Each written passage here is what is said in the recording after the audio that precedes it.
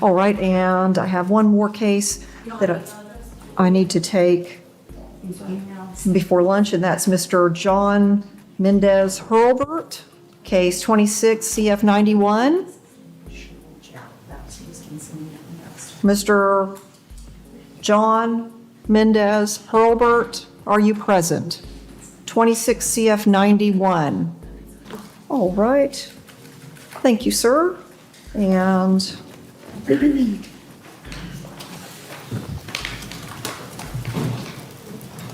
defendant is present. And I have Mr. Gates present as standby counsel. All right, we're here for pretrial conference. Is this a court of records? Sorry? Is this a court of records? I'm not sure what you mean by that, sir. Is this on the record? All court proceedings in criminal court are recorded, yes, sir. Okay. All right, so Great. I'd like to say that I'm in holistic, organic, living man of the land, of my ancestors. I preserve all rights, waive none. I'm here by special appearance. Let's see here. I got notes and stuff, so. okay. I am the director, I'm the executive director and president beneficiary of the registered agent of the estate. I hold up my birth certificate, surrendering the birth certificate to the court to confirm, to the court, not to be confused with the all caps entity created by assumed name on the driver's license. Welcome back, everyone. Today's case takes us to Florida, where we meet a self-described sovereign citizen who insists the court has no authority over him. Yet at the same time, he attempts to resolve the situation using one of the very documents issued through the system he claims not to recognize. It's a contradiction that only becomes more remarkable as the hearing unfolds. At first glance, the logic may seem difficult to follow. But as we work through the footage, the pieces start falling into place. By the end, you'll see exactly why this courtroom exchange has drawn so much attention. Let's get into it. I hereby come in peace. I withdraw from the War Powers Acts of the Trading with the Enemy Acts of 1917. I refuse. I release myself as the surety and due just compensation refund to me as this is a financial matter. Then the living indigenous man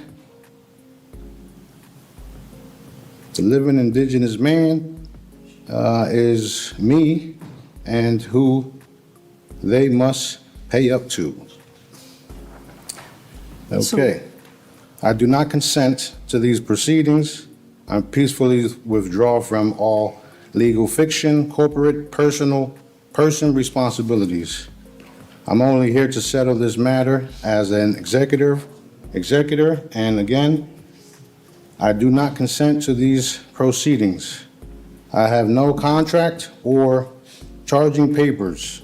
I have not seen bookkeepings or accounts or notified the IRS that money is being created in the all caps assumed name. Security bonds, taxes are due according to my counsel, which is the Most High. Thank you. I do not consent. There is no contract. This is a tax court. Everything previous to what's been said before has been null and void because failure to show the contracts. There is no injured party in this case. If there is an injured party, for the record, please have them stand, and they must be a living man or woman. I do not consent, I do not comprehend. UCC 1308-207, all rights reserved. Public Law 93-579 without prejudice. And I invoke the Brady Law, which means everything within this case has to be presented. And again, here is the birth certificate, I surrender it. This takes care of all the taxes that this case has created under my name. All right, I'm not sure what you mean by that, Mr., is it Mendez Hurlbert or just Hurlbert? Or is it Mendez? I just want to get your name right, I'm sorry. It's neither. Okay, what is your name? My living name is John Felix Mendez Herbert. I am the living man on the soil. All right, so, sir, I'm not sure what I've also all of sent, that means. I've also sent in all this documentation for you to view as of Friday. Haven't heard anything. I didn't see my name on the paperwork outside. If I wasn't standing here, I wouldn't know I was supposed to be here. Interestingly, Is this what- the only person appearing uncertain about the defendant's identity is the individual standing before the judge. Everyone else in the courtroom seems to have a clear understanding of who has been charged and why they are there. That disconnect quickly becomes one of the central themes of the hearing. While court officials focus on procedure and facts, the defendant appears committed to a completely different interpretation of the situation. The result is a series of exchanges that become increasingly difficult to ignore.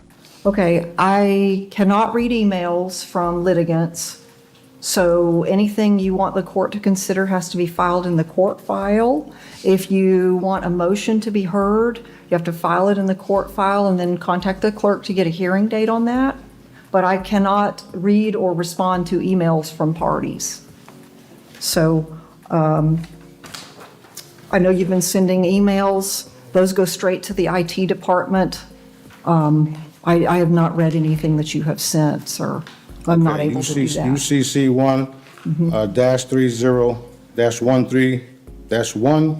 1-30-13-103.6. Okay. It's just making sure that everything that I need to say was on the record All right. for public consumption.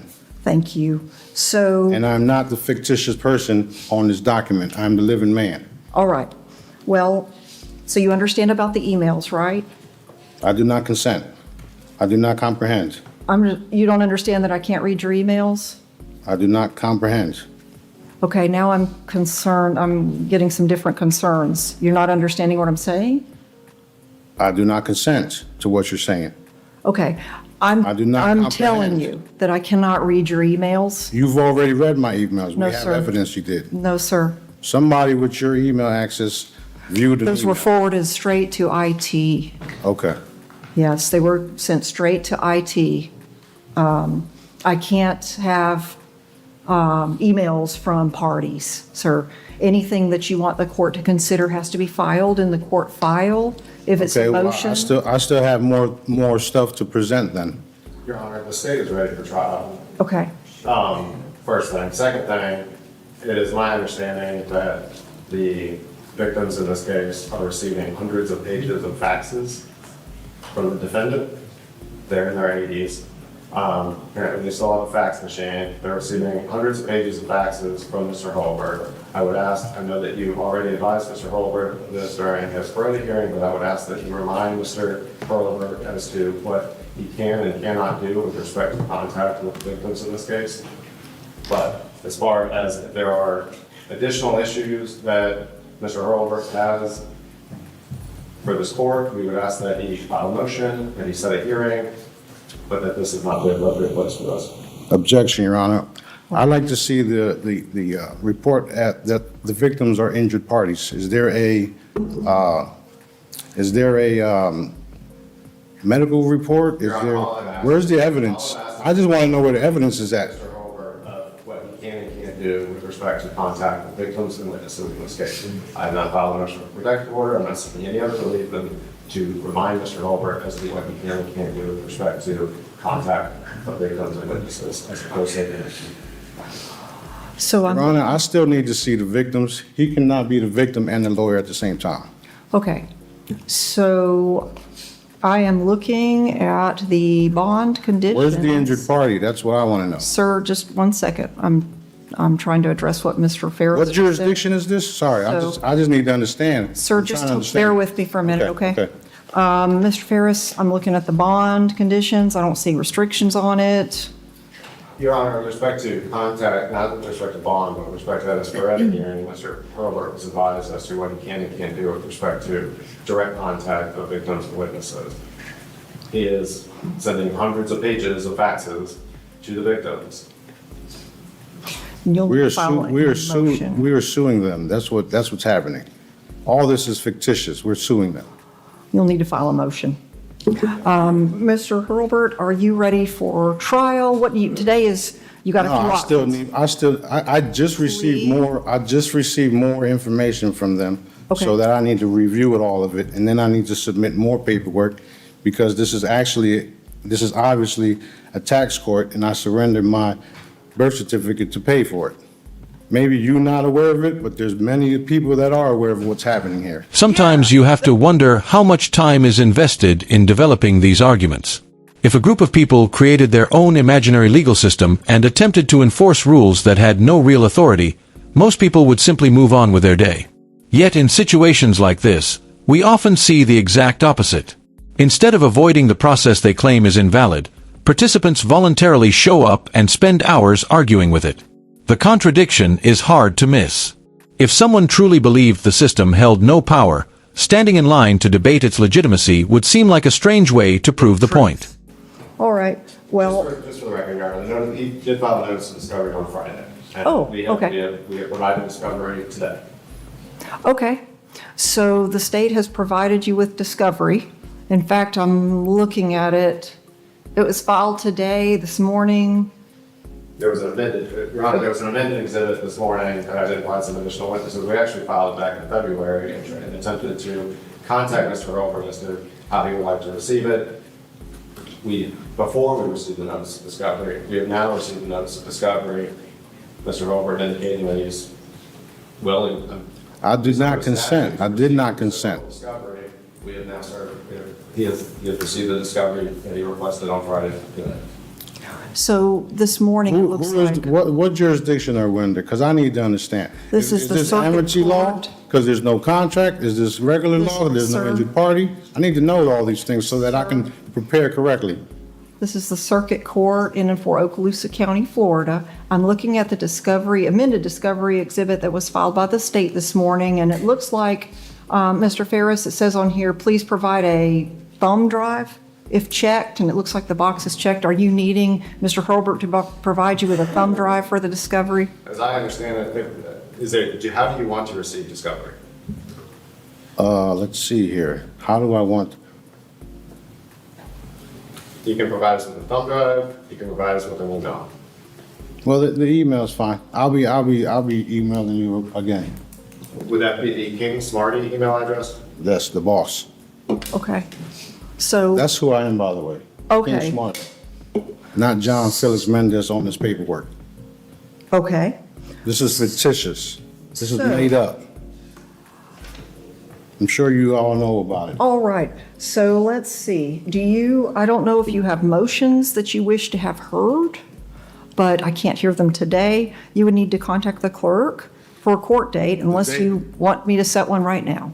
The day I saw you, you said that you just received it and you didn't have time to look at it.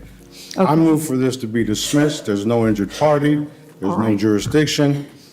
And this is a waste of my time, and I will be seeking financial, what do you call it, compensation for all this. All right. So I do see your motion to dismiss. Yes, ma'am. I've been trying to tell everyone that I'm not guilty of any of this stuff, and there's no evidence to prove so. Extraordinary claims require evidence, not just confidence. Simply repeating an idea does not transform it into an established fact, no matter how strongly someone believes it. That distinction becomes important throughout this hearing. Courts operate on documented law, procedures, and verifiable records. Personal theories may be passionately presented, but they still have to withstand scrutiny before they can be accepted as reality. When would you like to set that? State? I've got, and Mr. Holbert, I've got next Tuesday. Is that too soon for this? That's too soon for subpoenas, Your Honor. Okay.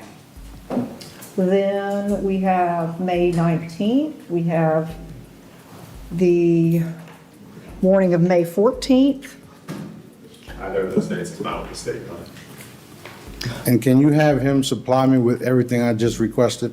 What all did you just request? The jurisdiction, the injured party, the medical records that there was an injured party, and everything else that I said. We can go back and rewatch these videos.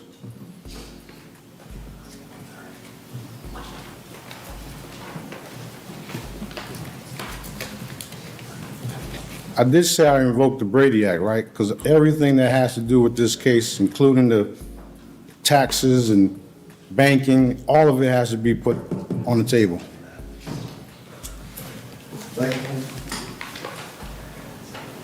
May 14th.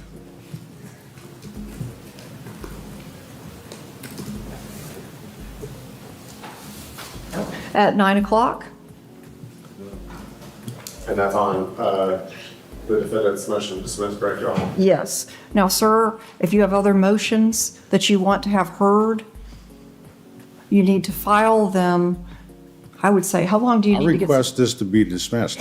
Yes, we've got that scheduled for May 14th at 9. You'll have a hearing. So I'm wondering if you have other motions that we also need to hear. No, I'm asking you, Okay. I'm accepting your oath of office to do in the interest of justice, to dismiss this case based on there's no evidence. There's no injured party. There's no jurisdiction. We're going to hear your motion to dismiss on May What's wrong with hearing me 14th. right now? Today is not a motion day. Okay. So May 14th at 9 is your motion to dismiss. Now, if you have other motions that you'd like to have heard on that day, you need to file them in sufficient time so that the state can review them in time to be prepared. And if they need to Okay, subpoena yeah. people, Okay. they need to have time. So how much lead time do you need, Mr. Ferris? I'm sorry. If other motions are filed, Can how I- much can I hand this to him? advance If it's time? evidentiary hearing, then we need to review all the Like subpoenas. 2 weeks or what? Okay, so really by May 1st, anything else you want to be heard on May 14th, you need to file it by May 1st, and then contact the clerk to let them know that you want to add that to the hearing. Okay, well, like I said, I don't Actually, I think consent. on May 14th, you would contact, Well, like I said, I don't consent to any of this stuff, and that should be efficient. Here's my birth certificate. I'll leave it here.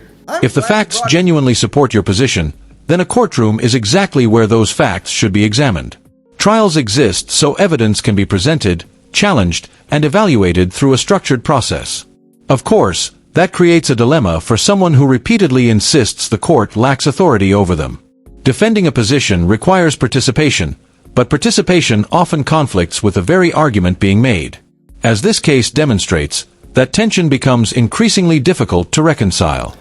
if you leave that there, it's going to remain there. It's all right. The It's court's on not the taking record that it possession of was that. submitted. It was, It's going to remain right there on that podium, sir. okay. I mean, that's, I surrendered That's my not birth filing. certificate. That's not That's filing. what's bringing everybody into court, their birth certificates, so I surrender mine here.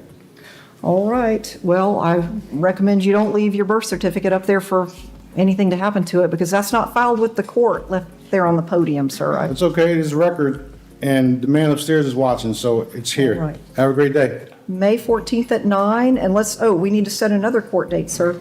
June 8th. Pretrial conference at 9. I do not Your consent. Honor, the state would ask that that be the last continuance, that this be the last continuance, and that we proceed to trial immediately after the June. I do not consent. Okay. I do not comprehend.